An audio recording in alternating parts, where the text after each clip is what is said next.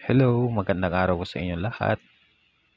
Ito po ang Emperor Coins TV. I-share ko naman po sa inyo yung aking collection na CAD error or excess metal. Common po ito sa ngayong NGC na coins natin. Ito po yung ating 5 peso NGC. Malaki po yung CAD niya. Kaya ako po siya kinikip kasi yun nga po, may kalakihan po yung CAD error po. At sa reverse naman po niya, meron din siyang mga grease.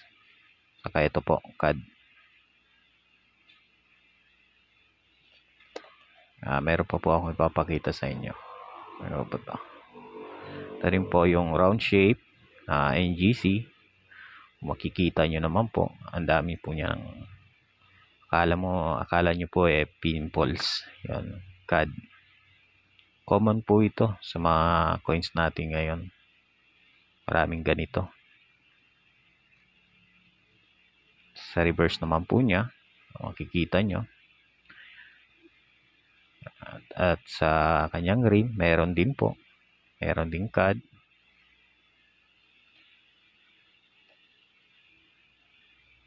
Ito naman po yung ating 1 peso BSP series.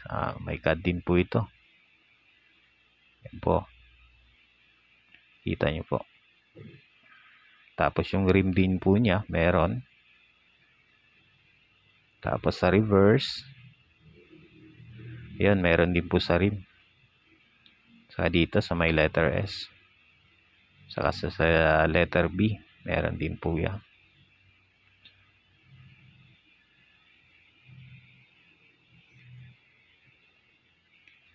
At ito po. Ito naman po ang ating 1 peso BSP. Nga po, ang laki po ng ano niya, CAD. Combination na siya dito sa may rim. Saka yung year, hindi na po natin mabasa. 20 na lang ang nakalagay. Dahil po ang laki po ng CAD niya. Natakpan po eh. Sa reverse naman po niya, yan po. Dito rin sa may gear, meron din po. At kung nagustuhan niyo po ang ating videos, pa-share and likes naman po.